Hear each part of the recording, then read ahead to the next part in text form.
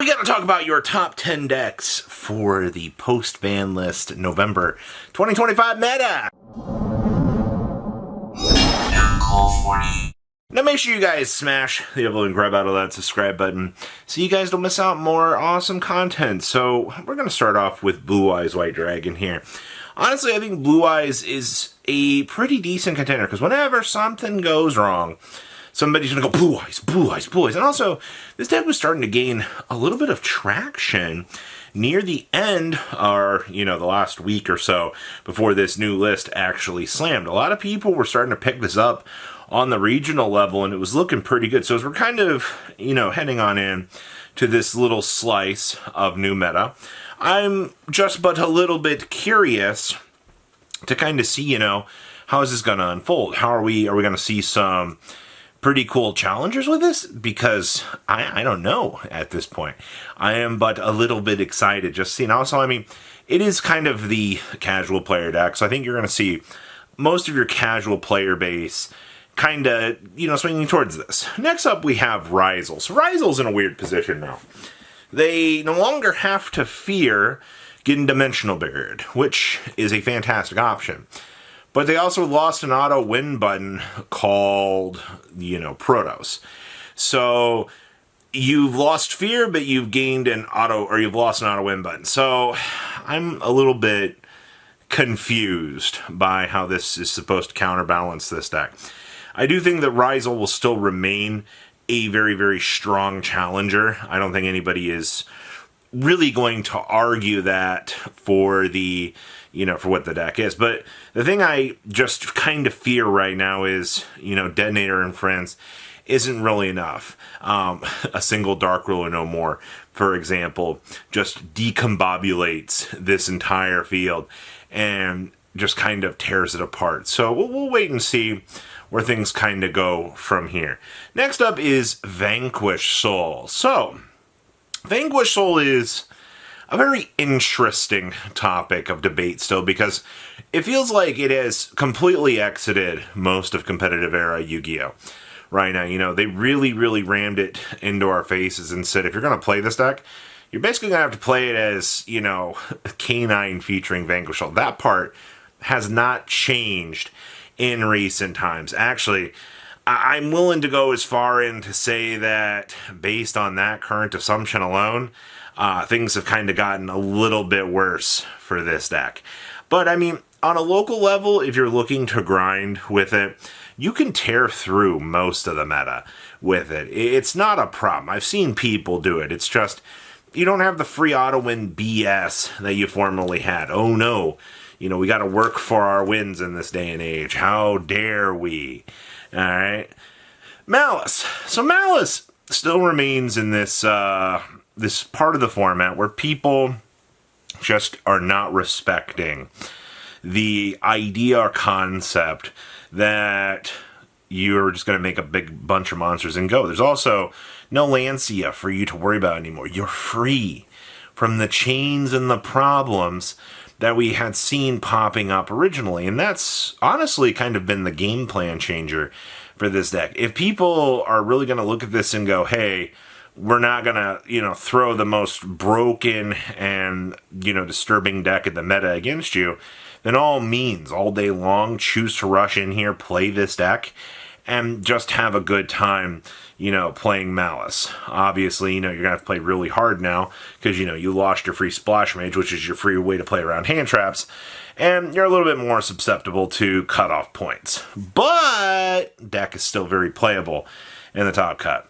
Lunalight. So this one has also, this deck is like the benchmark for where your meta is right now. Because when you look at this deck, either you have way out the towers, or you're going to play a crap ton of hand traps to stop your opponent from getting to that towers. The minute that towers monster comes down, you're probably not going to have a good time. I've seen a lot of people go, well, you're going to have to find a way to kind of beat over it. Yes, but you're also going to have to deal with your opponent, decombobulating your whole field. That's a really big thing.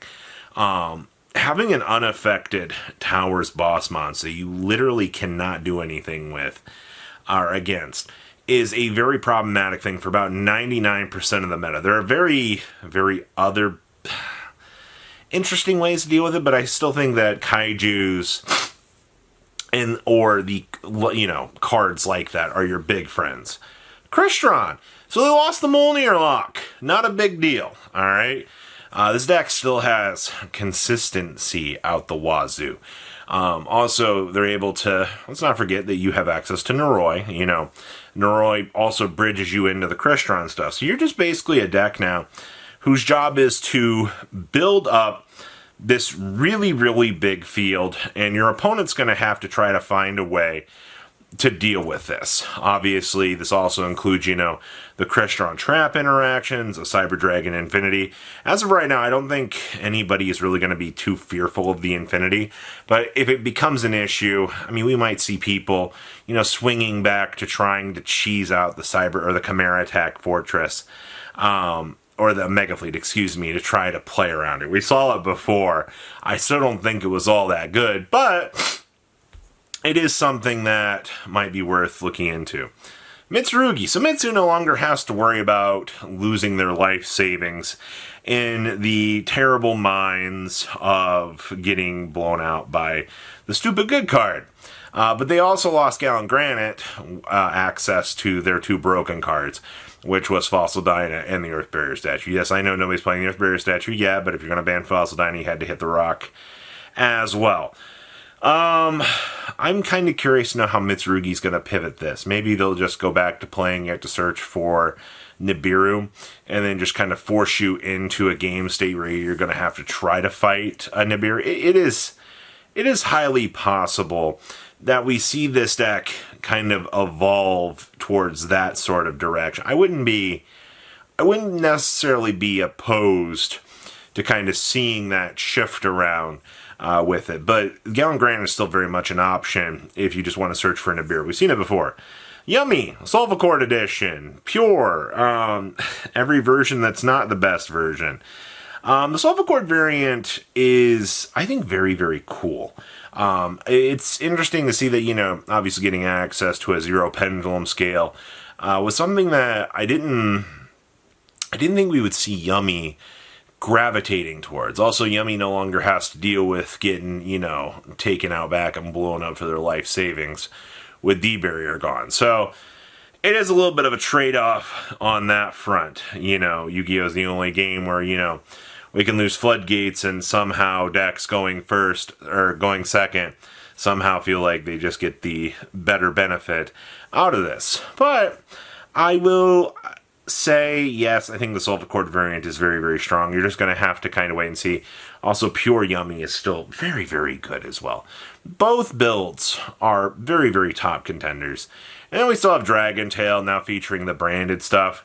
This has turned into the more consistent variant across the table. I appreciate the fact that the Dragon Tail stuff just is able to work out very, very nicely.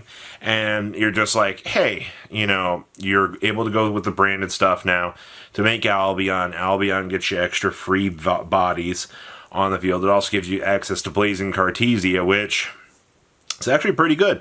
This is all just to get to Mirror Jade. You want Mirror Jade to be able to clear a field so you can basically push through and do, game on the next turn. But it is not an entirely terribly hard deck to play.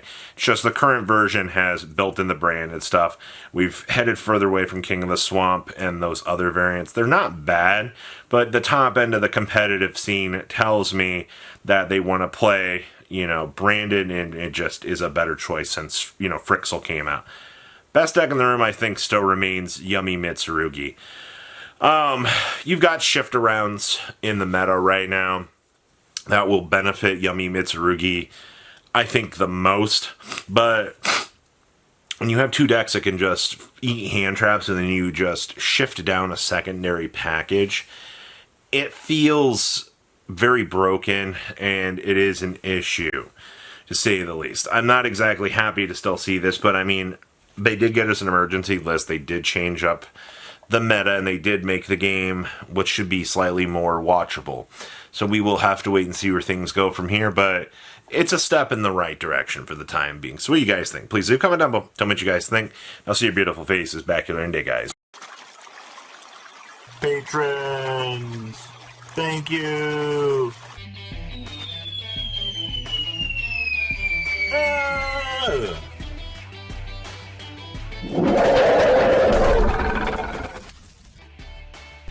Thank you so much for watching. Check out these other videos.